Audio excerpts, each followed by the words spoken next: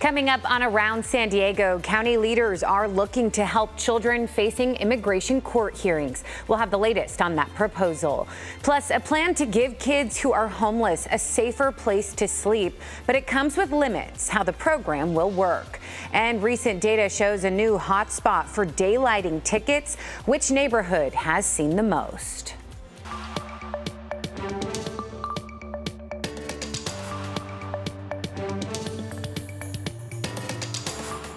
Hello to you and welcome. Thank you so much for joining us as we take you around San Diego. I'm CBS 8's Jenny Day. I'll get you caught up on our top stories and we'll look ahead at what's to come around San Diego.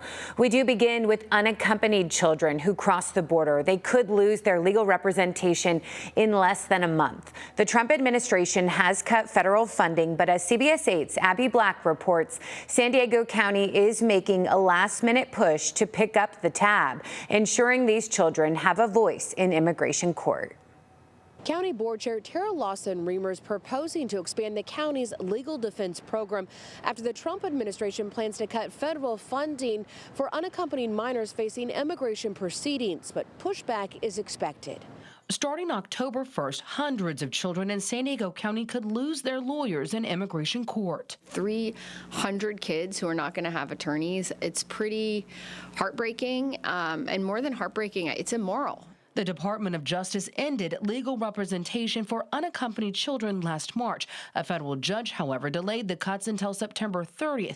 Now time's running out. I can't even imagine how anyone could think that's not the most unethical thing in the world, which is to just abandon kids and not have anyone to fight for them. Today, Chair Lawson-Remer proposed expanding the county's immigrant legal defense program to cover these children.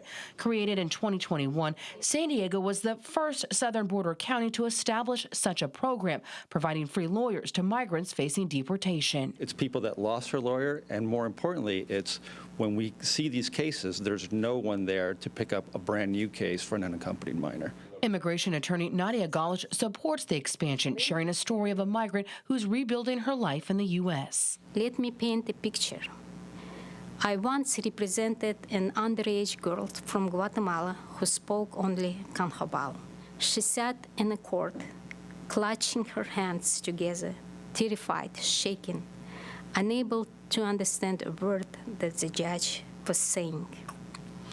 Without a lawyer, she would have no way to explain the abuse she had survived. The board already approved $5 million for the program in this year's budget. Lawson-Remer's proposal would reallocate existing funds, no new money required. But Supervisor Jim Desmond still has his concerns. I feel sorry for the kids. I'm not sure how I'm going to vote on this, but I don't think we should put that money aside in the first place. That should come from the federal government, not from the county's local coffers. We'll keep you updated on the proposal when it comes up for a vote at next Tuesday's board meeting. Abby Black, CBS 8. Abby, thanks. And right now, the Oceanside City Council is advancing stronger renter protections. They just approved rules that go beyond what the state requires. They make so-called no-fault evictions for things like remodeling the apartment more difficult. Tenants would also get legal representation if they face a no-fault eviction. We heard from people on both sides. Oftentimes, rent controls can distort market incentives, discourage housing development, and lead to old housing stock falling into disrepair. This is homelessness protection. This keeps people in their homes. Yeah, the council will come back in 2 weeks for a final vote. And a new California law banning parking within 20 feet of intersections has generated major revenue for San Diego in just 6 months. Since March, public records show police have issued nearly 12,000 tickets, resulting in $1.3 million in fines. The biggest hotspot is Vista Del Mar near Windansea Beach in La Jolla, where officers have written more than 300 tickets, the most in the city. People who live in the area say they watch meter maids patrol the neighborhood all throughout the day. It's important down here, and there would be absolutely no way for someone from Arizona or even Poway or, Carmel Mountain that comes to the beach and they just see a clean white curb and you park there and you come back to a $90 ticket with no posted sign, no red curb, no nothing. Yeah, city crews are still painting curbs red to mark the new restrictions, a process officials say could take years, though, to complete. And San Diego City Councilwoman Marnie Von Wilper is now running for Congress. She made the announcement right here on our morning show. Von Wilper is looking to unseat Republican Darrell Issa, who currently represents California's 48th congressional district. Now, this comes amid Governor Gavin Newsom's redistricting effort to flip 5 House seats, but that still would need to be approved by voters in November. Redistricting does not mean people will vote for me. I have to do this the old-fashioned way, go door to door, meet voters in every corner of this district, just like I did to win my city council race, and I'm looking forward to getting out there and meeting people at the streets. Yeah, so another Democrat, Amar Campa-Najjar, is also running. Well, there are new plans this week for a safe parking lot for homeless school children and their families. The former Central Elementary School in City Heights will now offer space for as many as 60 families to sleep in their cars. While formal agreements are still being worked out, the City Council has already earmarked $250,000, roughly half the cost for the program's first year. Additional funds and resources would come from the Regional Task Force on Homelessness. Councilmember Sean Elo Rivera is hopeful it will be up and running by the end of this month. And the city of San Diego is seeking developers to transform the historic Old Central Library downtown into housing. The city just issued a notice for the property at 820 East Street, which served as the main library up until 2013. It then housed a women's shelter that has since closed permanently. Under state law, developers must commit to making at least 25% of units affordable housing. Mayor Todd Gloria says that the long vacant building needs attention but offers potential for creative redevelopment. Developers have until November 3rd to submit those proposals. Coming up, if you are heading to Petco Park, it's now going to cost more to park during major events. We have everything you need to know before you go. Plus, a South Bay shuttle service is expanding how this convenient ride can help both your wallet and the environment. Welcome back. Drivers heading downtown will now pay more to park during Padres games and other major events. A special event zone around Petco Park just went into effect, boosting meter rates to $10 an hour. The rate starts 2 hours before an event and then will continue after the event begins for up to 6 hours. The Gas Lamp Quarter Association sent a letter to the mayor last week warning the hike could hurt hourly workers and drive customers away. We talked with a business owner who agrees. I would like to see them at least make an exception for the employees. I understand trying to make the money. I get it. I understand doing it during the events. But as far as hurting the businesses that are already here, I think it's just a horrible move.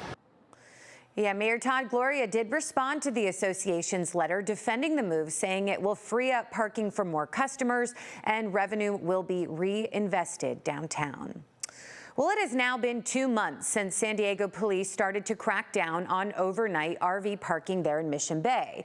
This is what the lots of Mission Bay looked like in early July, just as enforcement ramped up. Our crews then returned this Monday, and this is what it now looks like. Over at Ski Beach, we only saw a few campers and SDPD officers patrolling the area. According to the city, the past 6 weeks have brought nearly 500 citations for oversized vehicles, 1,000 other parking violations, and 120 referrals to safe parking. One Mission Bay local says that while she appreciates the department's efforts, she does not think the issues have gone away. I feel like the problem's gotten too big and out of hand for them, for the amount of police that they have to enforce the problem. There's just way too many people in the vehicles, and they tend to move. Yeah, so CBS 8 did reach out to SDPD for comment, still waiting to hear back. Well, the speed limit may come down in a busy section of Bird Rock. Some residents are asking the city to lower speeds there on La Jolla Boulevard. 10 years ago, the city identified the road as an area of concern. The city began implementing traffic calming measures like roundabouts, medians, and diagonal parking in 2015. And a 2018 report found traffic incidents did fall by 90% in that area after that. While residents say it's good progress, others say there's still more that needs to be done. La Jolla Boulevard is an anomaly. At 35 miles an hour, it's the highest street anywhere around. Many years ago, there were some improvements with roundabouts and bike lanes, but the speed limit was never lowered. So people are whipping around, avoiding I-5 to get to La Jolla, and they're speeding right through our neighborhood. Yeah, so far, the group Respect Bird Rock has gathered more than 200 signatures to petition to reduce that speed limit.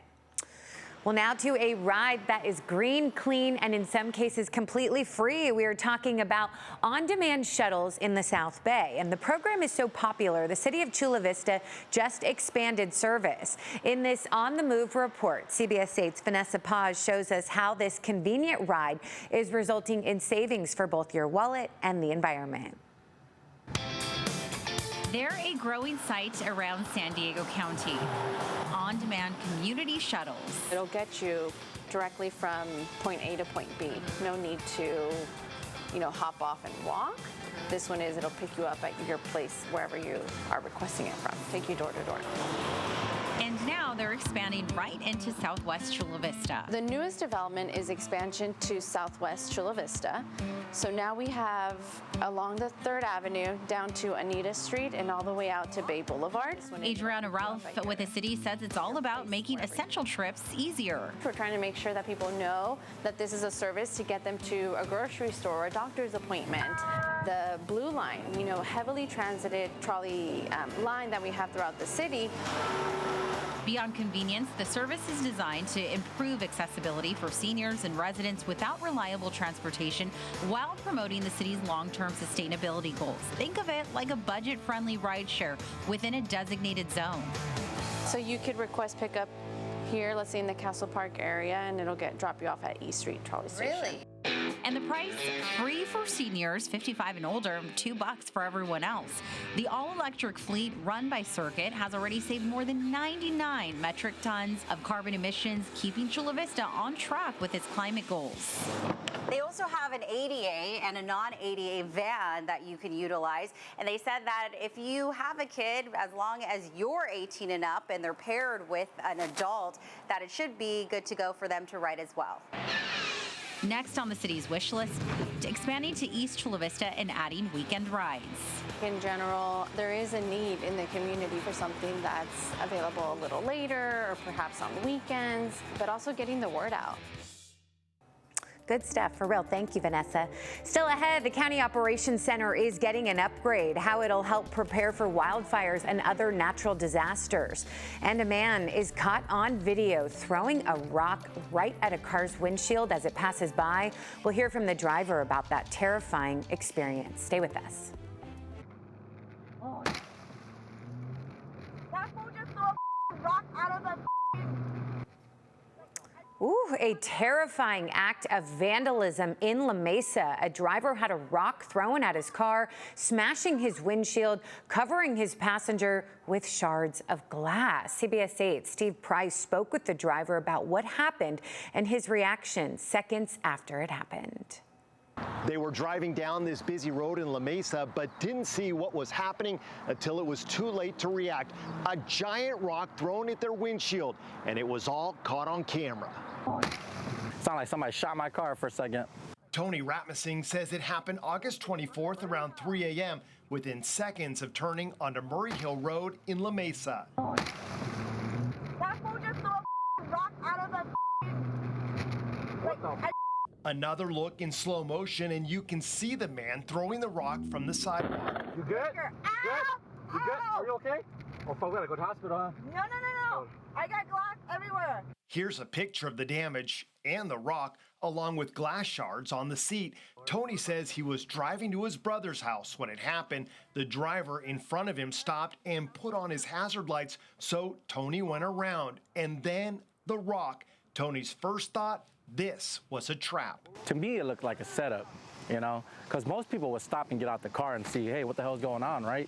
But my instinct just kicked in and I just drove off, just because I've heard other stories where people got robbed and they got carjacked or kidnapped. That's why I didn't stop.